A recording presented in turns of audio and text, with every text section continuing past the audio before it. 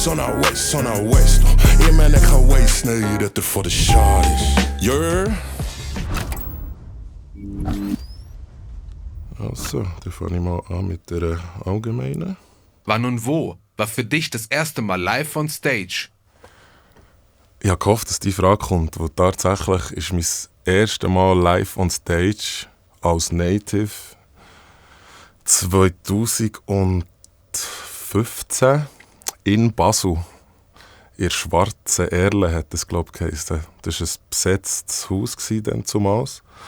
Und da ich früher noch so ein bisschen aktivistische linksautonomen Kreise mich bewegt habe, habe ich irgendwie den Zugang gefunden, zu dort zu performen. Und ja, es war tatsächlich in Basel. Shoutout Basel, hat immer sehr viel Liebe übrig gehabt. Ja, das ist 10 Jahre her. Viele Fans fragen sich, was ist mit SOS? Kannst du uns ein Update geben? SOS ist SOS. SOS ist forever.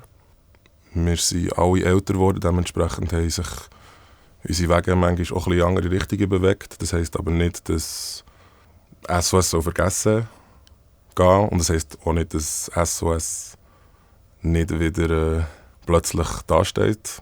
Shoutout an Will, Shoutout an Quest Beats. Der Will ist tatsächlich auf meinem Album. SOS ist nach wie vor bestehend und wenn man es hören will, dann ist es nach wie vor auf allen Plattformen. Deswegen ganz deep schon, gehen wir auf die. Wie gehst du mit der Rolle um, als einer der auffälligsten Stimmen im politischen Schweizer Rap wahrgenommen zu werden? Ehrlich gesagt hat mich diese Frage sehr lange beschäftigt und ich musste wie für mich merken, dass ich zwar auch ein bisschen selber schuld bin, dass ich diesen Titel man mir hat zugeschrieben, aber ich merke auch, dass das für einen extremen Druck macht und wie ich das eigentlich nicht will.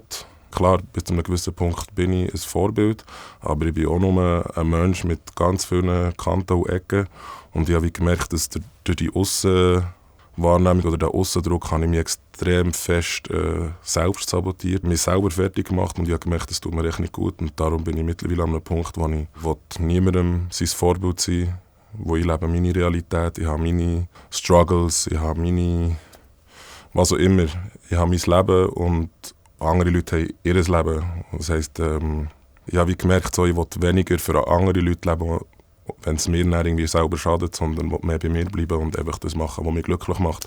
Das sagen, was mich glücklich macht. Über das reden, wo ich reden will und nicht das Gefühl habe, ich muss jetzt über das und das und das reden, wo man es von mir verlangt. Oder ich muss mich so bewegen, wo man das von mir verlangt, sondern ich will echt mich selber sein, wo das macht mich dann irgendwo durch auch wieder zu einem Vorbild, habe ich das Gefühl.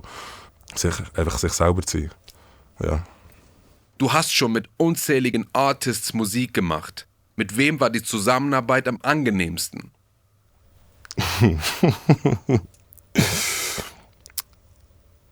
klingt ein bisschen komisch, aber ich würde sagen, am angenehmsten ist es mit mir selber, wo ich mich selber am besten kenne. Und ich bin 90% der Zeit allein im Studio.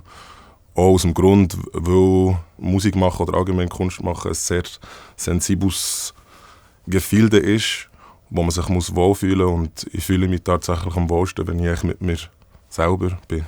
Welche ist deine schönste Live-Konzerterinnerung?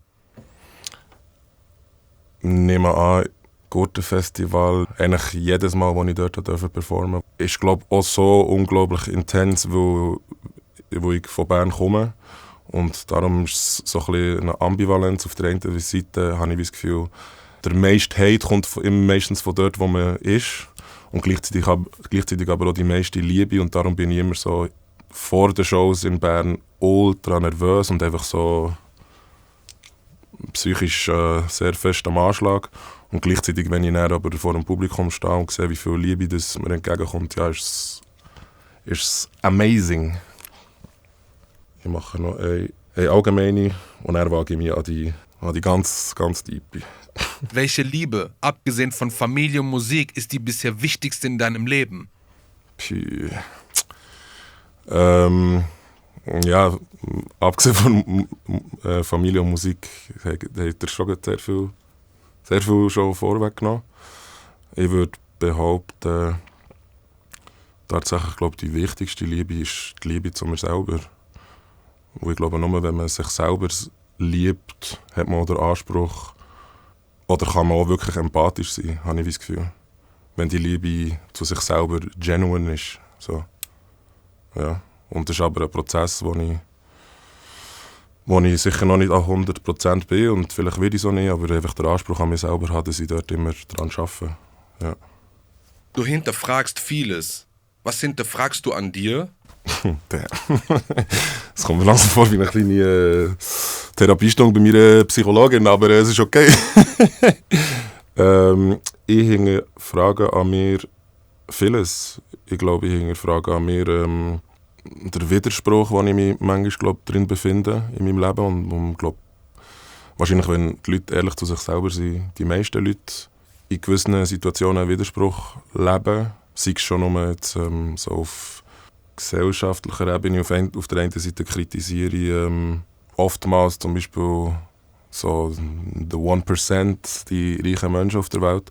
Auf der anderen Seite verwünsche ich mich aber immer auch wieder, wie ich selber anstrebe, vielleicht nicht reich zu sein, aber Geld zu haben.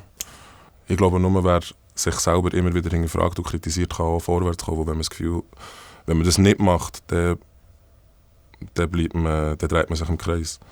Ich kann jetzt nicht 100'000 Sachen sagen, die ich mir selber kritisiere. Ich glaube, alles ein bisschen. Früher auch ein bisschen zu einem ungesunden Maß, heute zu einem gesunderen Maß. Aber ich will immer wieder mich selber kritisieren, weil, wie gesagt, ich habe das Gefühl, wenn man das nicht macht und davon ausgeht, dass man jetzt alles gecheckt hat, und dann fühlt man sich überheblich anderen gegenüber, und wir sehen ja, was passiert auf der Welt, wenn Leute das Gefühl haben, sie sind besser als andere Leute. Der Root of Krieg und Leid und alles Mögliche. Yes, sir.